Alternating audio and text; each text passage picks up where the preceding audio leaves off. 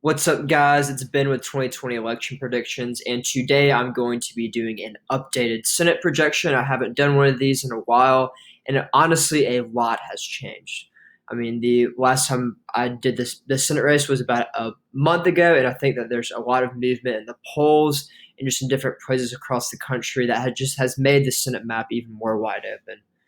So, just to dive right in, I want to focus on the likely Republican states, and you can see I filled in some of the likely Democratic states. I don't think that the margins are going to be greater than 12. I think they're kind of right on the cusp, but I don't really think they're very interesting because I don't think the Republicans are going to invest a lot in these seats, and they just aren't going to be competitive. That they aren't going to have a lot of news attention. So the first state I want to go to that I think is likely Republicans, the state of Kentucky, Mitch McConnell's home state.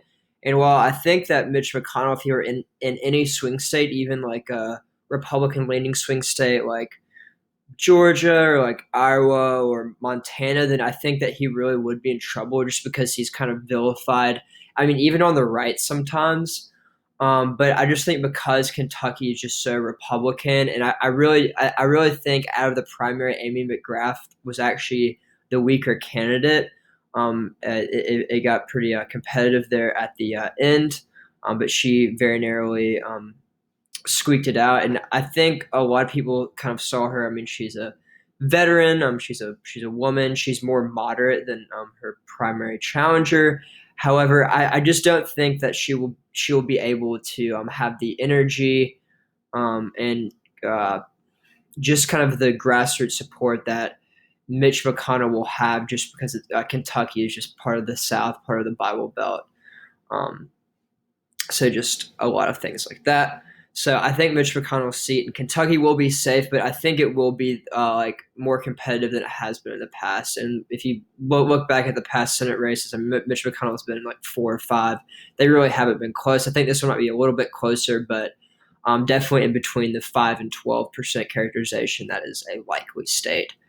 Next up, we're going to go to the state of Kansas. I was saying this for a while. I did not think that Chris Kobach was going to win, and he didn't win. I think this is a good thing for Republicans because if Chris Kobach had won, I actually would think the state would tilt towards the Republicans and would be very, very competitive because Representative Marshall, he's in the House of Representatives from the state of Kansas, won. I do think this is going to be a likely Republican seat.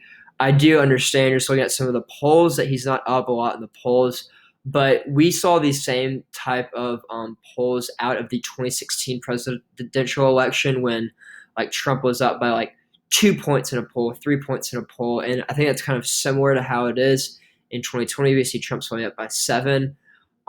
Just looking at back at some of the past Senate races, the Republicans have won by like 30, and then on the presidential level, like 25 to 30.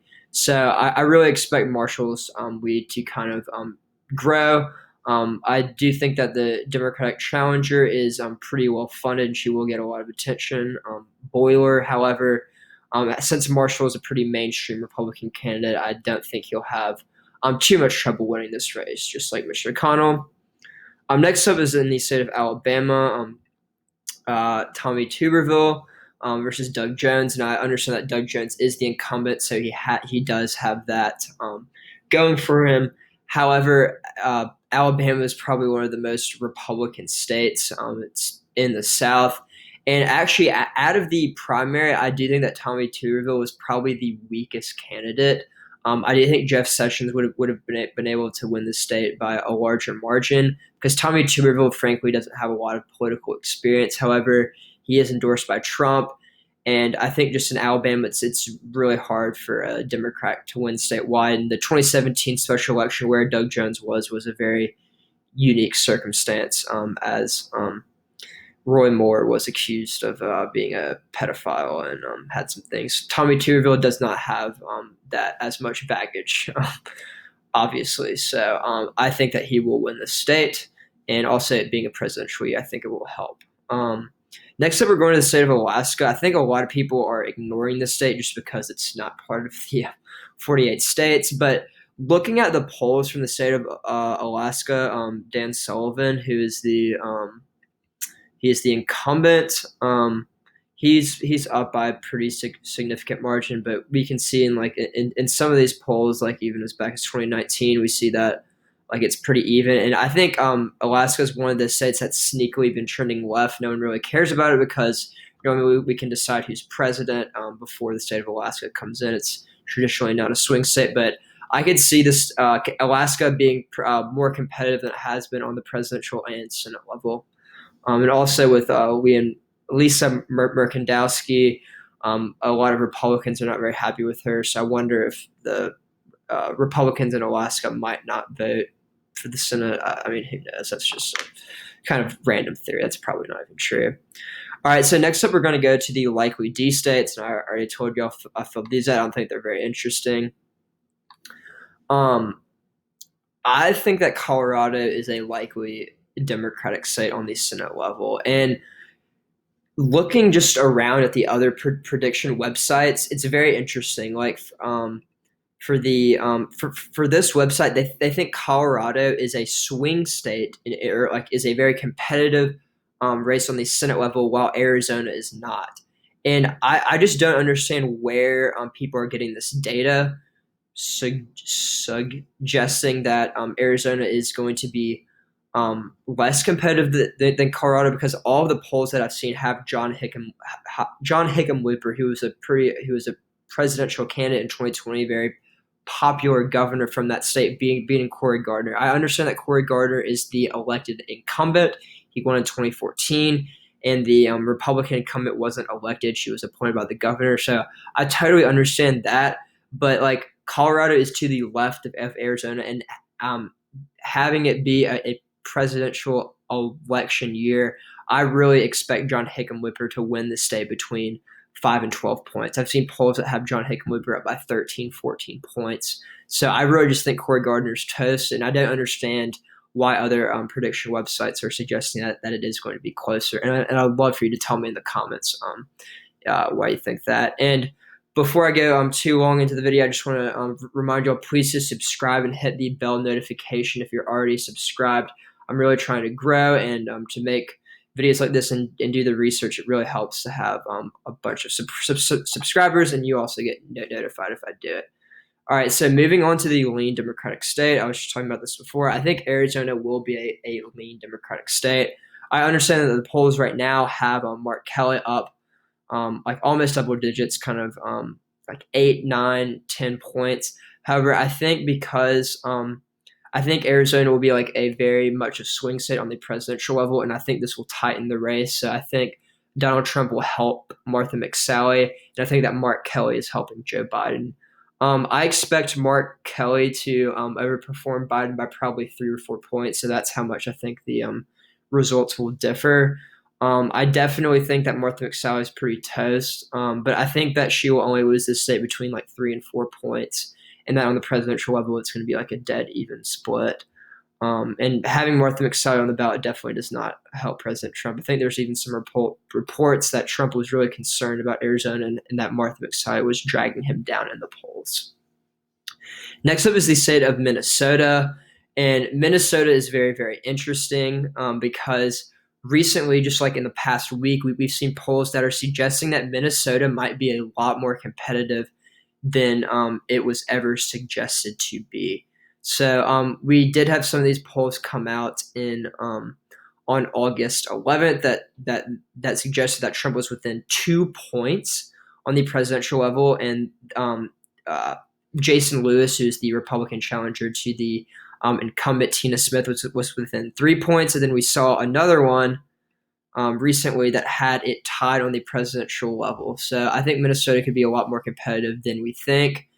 And I think it'll be very, very interesting going forward to see how Minnesota is, because I don't think anyone really thought it was going to be competitive.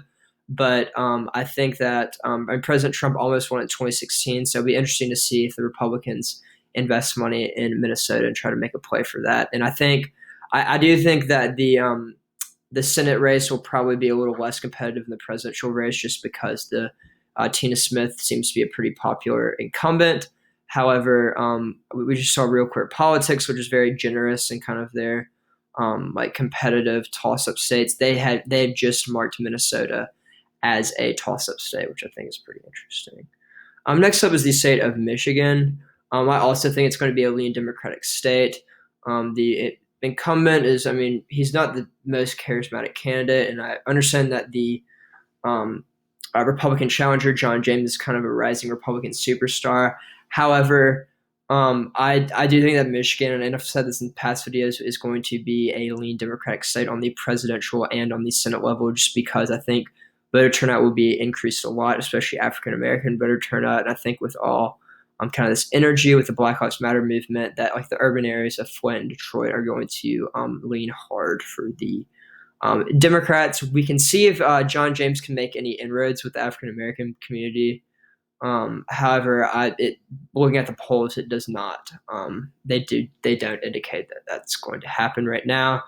Lastly, is the state of Maine. I previously had this as a tilt Democratic state. I moved it to the lean Democratic state. I think that um, Susan Collins is going to lose by more than 2 points, and this is just because every poll there's been zero polls that have had Susan Collins up, and I understand she has a long history of winning in the historically Democratic state, but I think 2020 is different as we become more polarized, and having it being a presidential election year, I think it's going to track um, not like super closely with the presidential matchup. I do think Susan Collins is going to outperform Donald Trump, but it's going to be hard for Susan Collins to kind of like play this game of where she's going to try to distance herself from Trump, but also trying to win those Trump voters. So I think it's going to be very hard for her.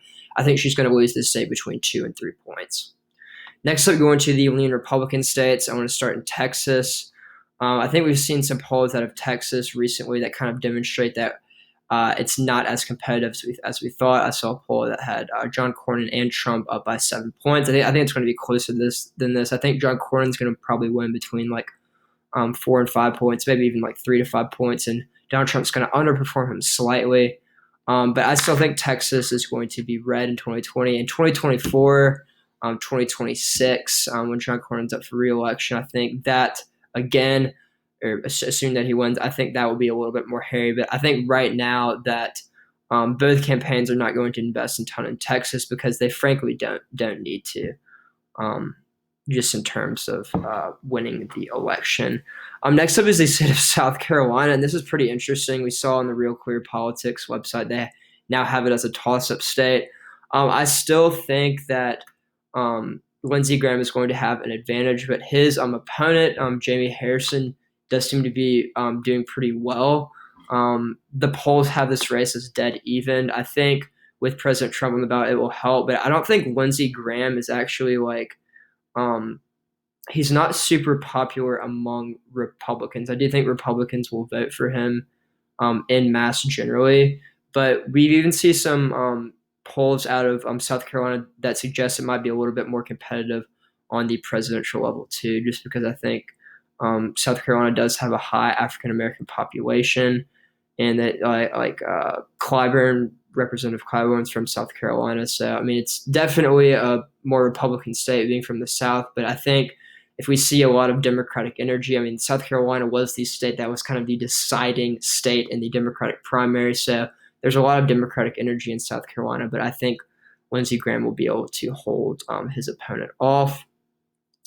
Next up is the state of Montana, which I think is also a lean Republican state. I know you might think it's kind of weird that I'm including South Carolina and Montana in the same ones, but I think we've seen polls out of Montana that demonstrate that Steve Daines will actually hold his seat. I know that Steve Bullock is a very formidable challenger. He's a popular Democratic governor in a red state. However, I think Steve Daines will be able to ride President Trump's coattails and win this state between like 3 and 4 points. I think Lindsey Graham will probably win South Carolina like right at 5 points. In fact, I might change this to a likely characterization later if the polls indicate that.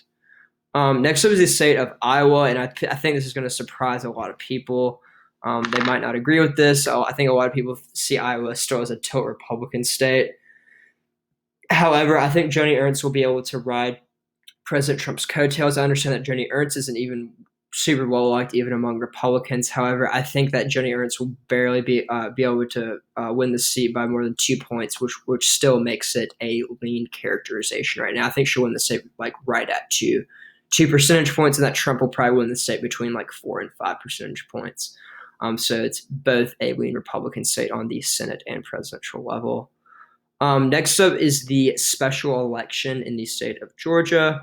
So regardless of who it is, if it's Kelly Loeffler or Doug Collins, this race will be held after the presidential election because of the jungle primary, and it hasn't been a formidable Democratic challenger in this race. And I think if Joe Biden wins, this election will be held in like December or January.